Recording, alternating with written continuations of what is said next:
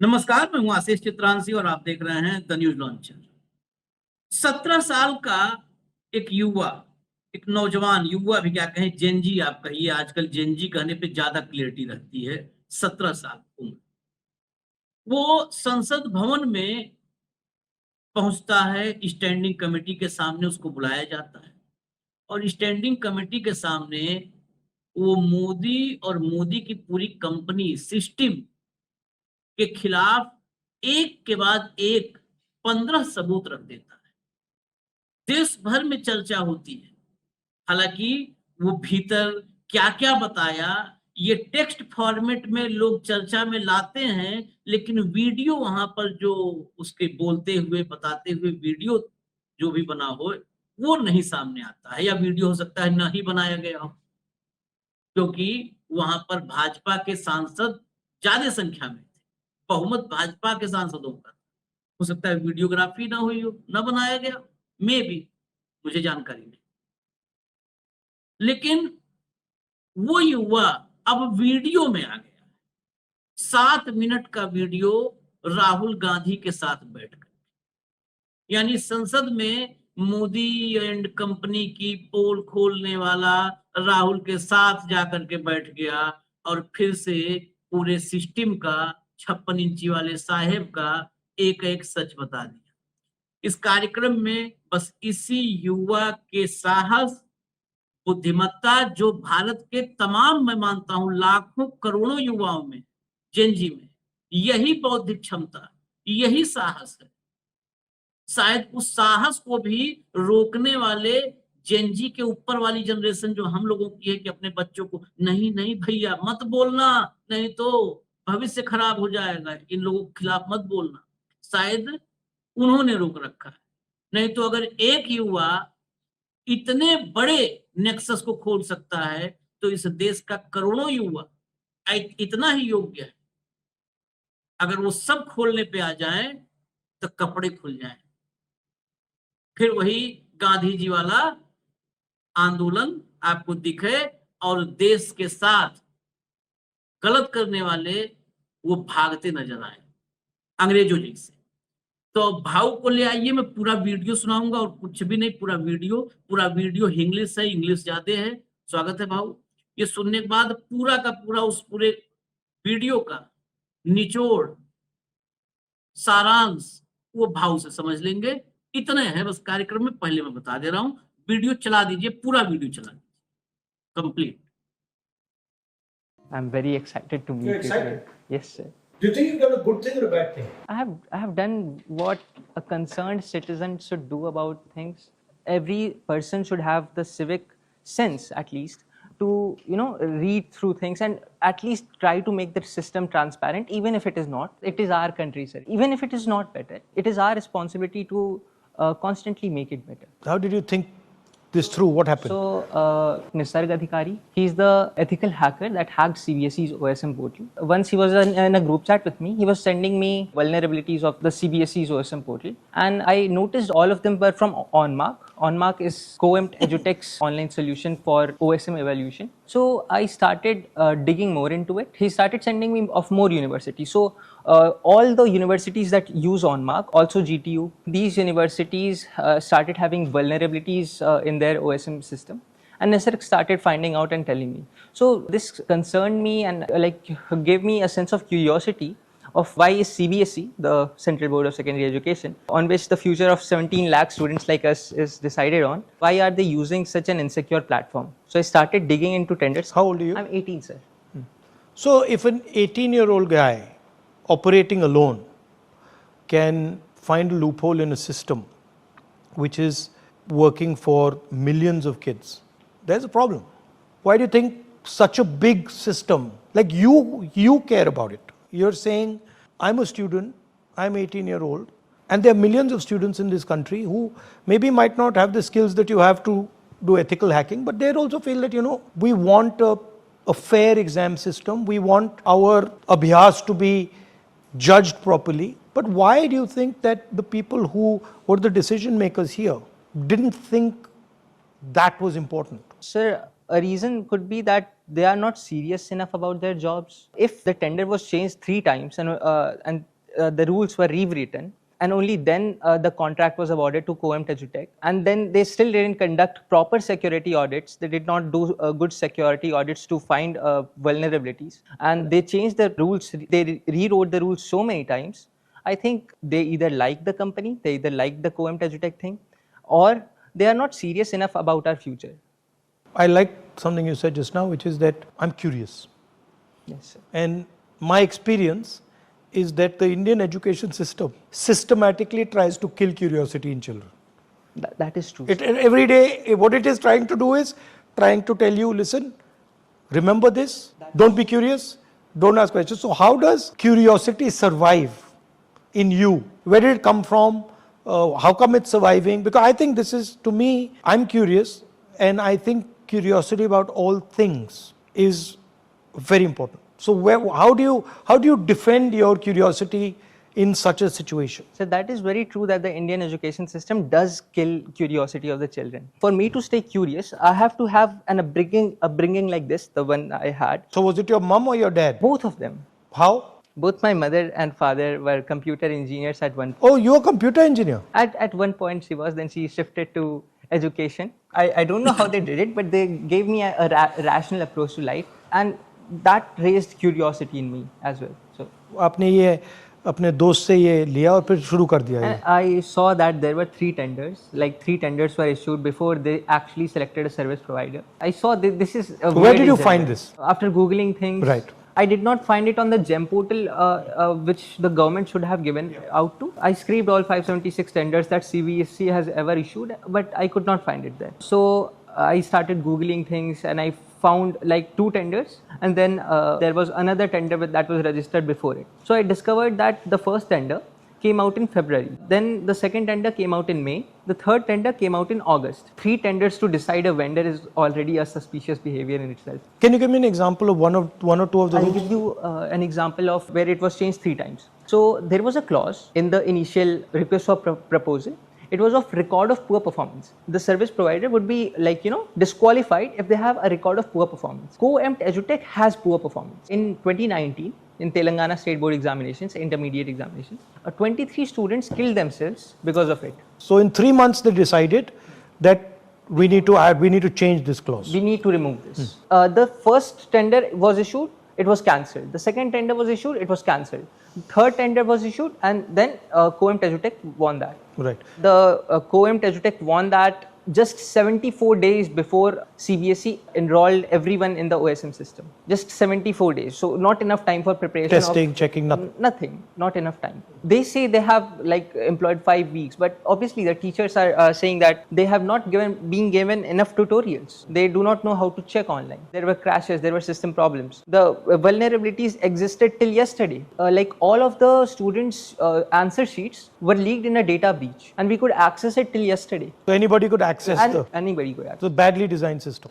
Absolutely badly designed. The second interesting thing I found, on 28th August, the RFP came, the request for proposal came, and on 20th September, there was a corrigendum issued that took away the power from CBSE to blacklist the company. CBSE could not blacklist the company anymore if the company did data breaches. Yeah, I mean, that's crazy. Why would CBSE take power away from themselves? Yes, there are many discrepancies I found. These are just, I mentioned 2. So did you expect this thing would take off in the way it did? I did not expect this to take off because I frankly do not trust the media anymore. I do not trust the journalists to delve deeper into this. But isn't it amazing that you are doing the job of a journalist? You're doing what investigative journalists should be doing is what an 18-year-old boy is doing. And these people are employed, they get paid, they have years of experience, and they are just not doing their thing. They're just not doing their job. I would say that the media forgot how to do its job after a certain time. The press freedom index of India has fallen down. We all know that, how much it has fallen down. So you're very informed about everything, huh? I do like to have a lot of information about a lot. The fact was that the rules were rewritten, and the conclusion that I derived myself was that CBSE was rewriting the rules to favor Coemt Edutech. And this damaged a huge bunch of students, like basically destroyed the lives of thousands of kids. I would say, why would CBSE give the contract to a company that has already destroyed 3.5 lakh students in Telangana. And then they implemented the same company nationwide. Yeah. And they had the same results. OSM, people are suffering, students are suffering because of OSM. But you realize you're a brilliant guy. Thank you so much. I mean, I've realized that, right? I'm He's talking saying- as you're like as He's if you're, saying thank you, sir. what is your plan? So I really want to get into civic technology because you must remember that about a year ago, you had a press conference on vote chori and things. So I started digitizing all the SIR records, and I did a good job in the Bihar SIR thing. I digitized all the 2.3 crore voter records. And I could, do data science on them. So data science and machine learning, artificial intelligence is one of the things I'm good at. I also want to get good into civic technology. I'm very passionate about civic technology, understanding citizens and understanding the government's portals through engineering. So my main focus would be engineering, and civic engineering would be my next,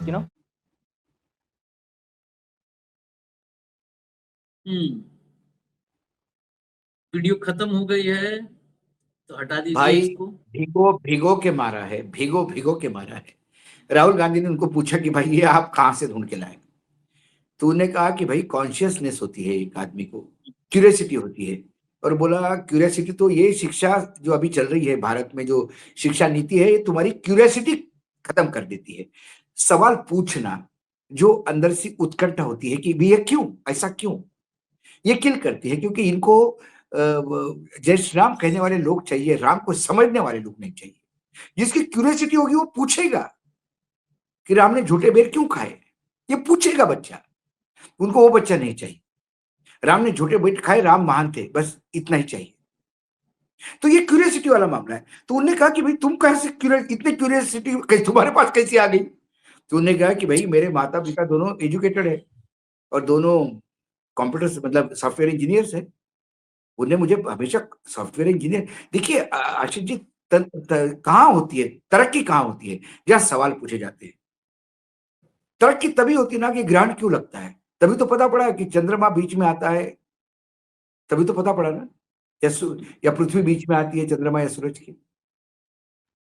दिन रात क्यों होती है, किसी ने तो पूछा। भाई एप्पल ऊपर से नीचे क्यों गिरता है, किसी ने तो सोचा ना।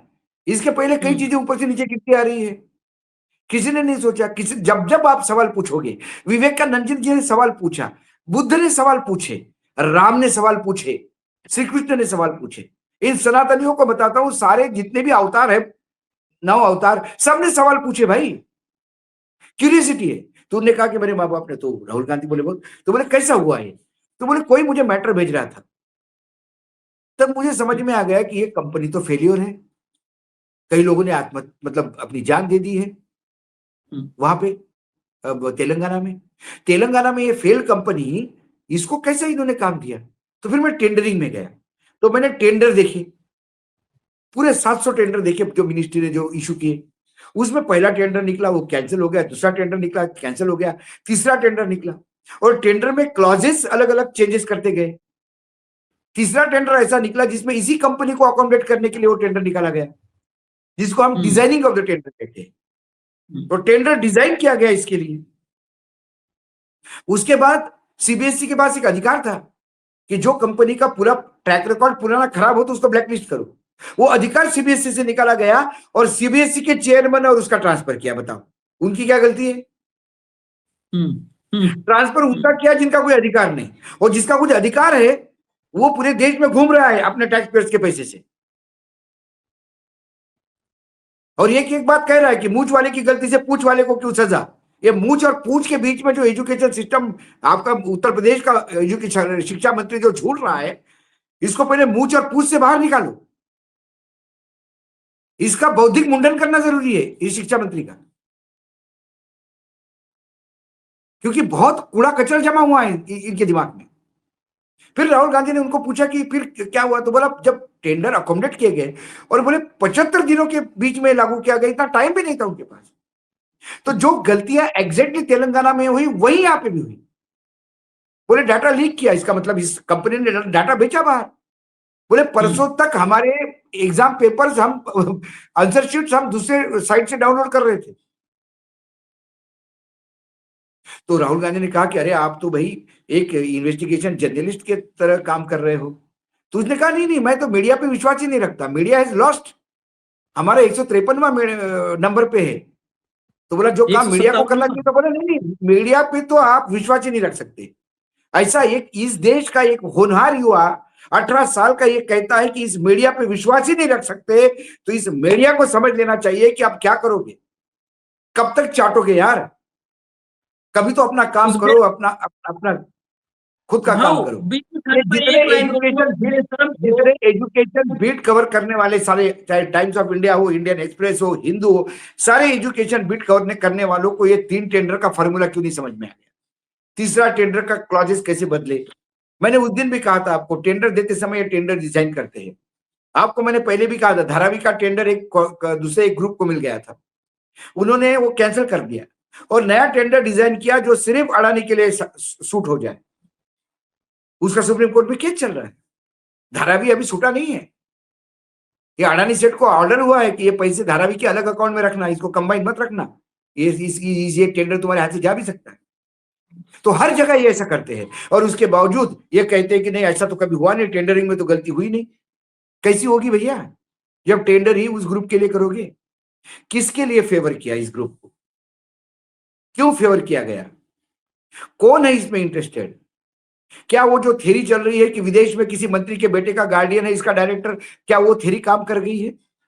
क्या इसमें करोड़ों रुपए का काम हुआ तो कुछ पैसा बटा है, और जब खीरा बटा है तो कटा है तो ऊपर तक बटा है?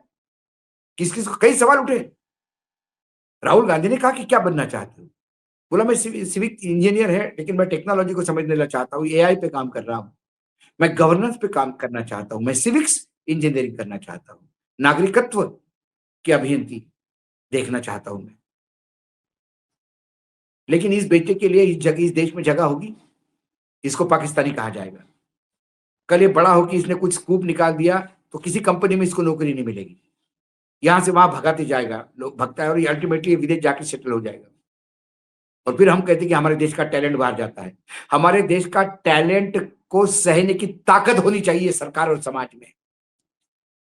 एक कुपड़ आदमी, एक नालायक आदमी जो पत्रकारिता पे धब्बा है बहुत बड़ा, मैं तो पत्रकार मानता ही नहीं हूं, दलाल है, यदि वो किसी को पाकिस्तानी कहता है तो पहले जाके जूते मारने चाहिए उसको। माफ कीजिएगा, मैं कभी हिंसक बात नहीं करता, लेकिन एक 18 साल के ऐसे होनहार हुए युवक को आप बोलोगे पाकिस्तानी है? तुम्हारी गलतियां निकली है, तुम्हारा फ्रॉड पकड़ा तो पाकिस्तानी हो गया, और तुम्हारे फ्रॉड पे चद्दर डालने वाला बहुत बड़ा राष्ट्रभक्त हो गया। वो बेसिकली राष्ट्रद्रोह ही है, राष्ट्रभक्त के चोले में। सब भगवा पहन के रावण, सब भगवे पहन के घूम रहे इस देश में, सब रावण है।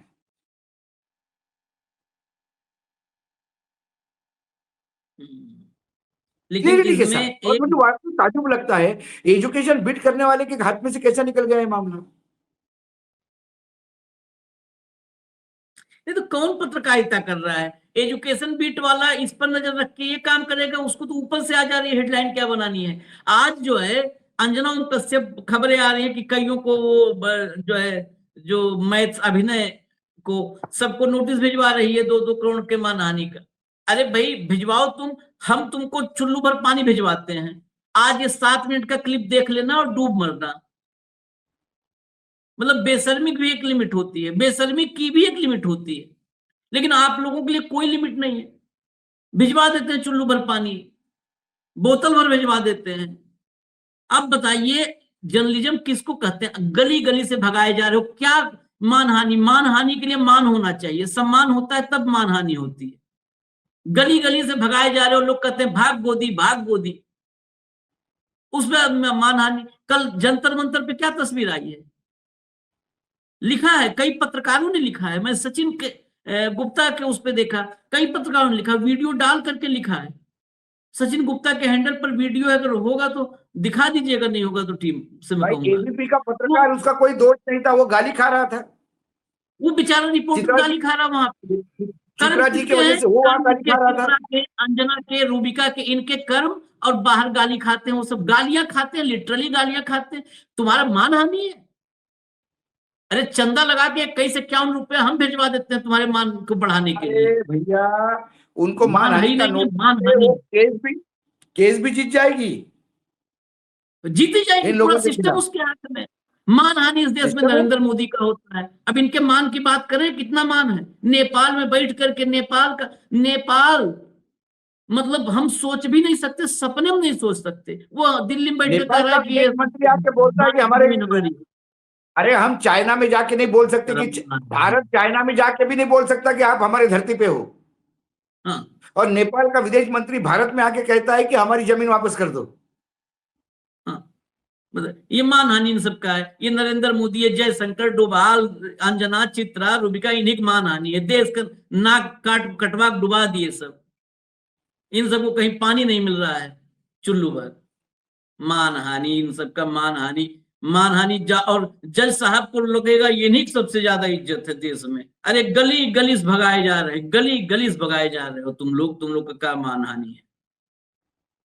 पहले मान कमाओ, सम्मान अर्जित किया जाता है। सम्मान साउथ ब्लॉक से नहीं आता है, कुरियर से, अरे लिफाफे में। बाबा, साउथ ब्लॉक में ही नाक रगड़ने से सम्मान मानते हैं कुछ लोग, तो क्या करे उसको।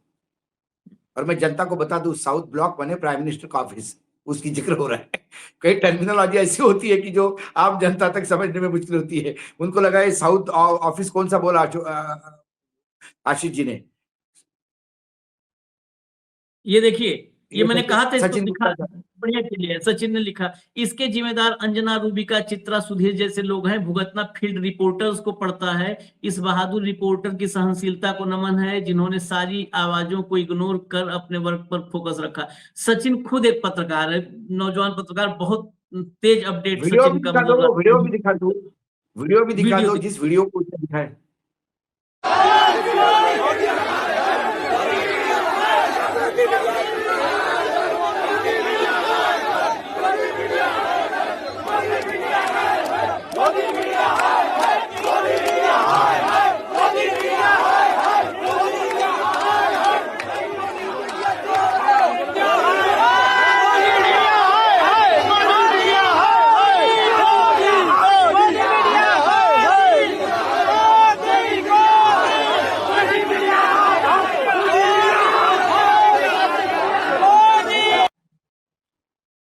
कल्पना करिए, ये देश के लोग, ये तो राहुल और वो भी नहीं थे कि उनकी पार्टी कार्यक्रम था।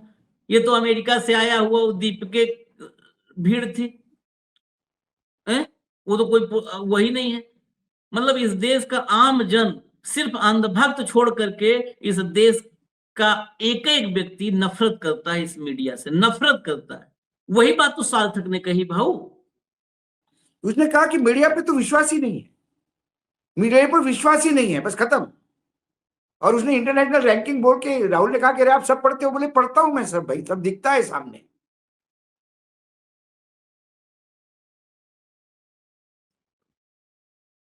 क्यों नहीं भाई उस लड़के का इंटरव्यू करते हो आप? ये तमाम जो नाम एंकर और एंकरनियों के हैं, क्योंकि आपके वो पिताजी को तकलीफ होगी ऊपर। क्या पत्रकारिता कर रहे हैं और फिर बोलते हैं हमारी मानहानि हो गई। ये है उसका इंटरव्यू वास्तविकता। कैसे करेंगे? उसका इंटरव्यू कैसे करेंगे? वो 56 इंच में कितने छेद, सारे छेद गिनवा रहा है।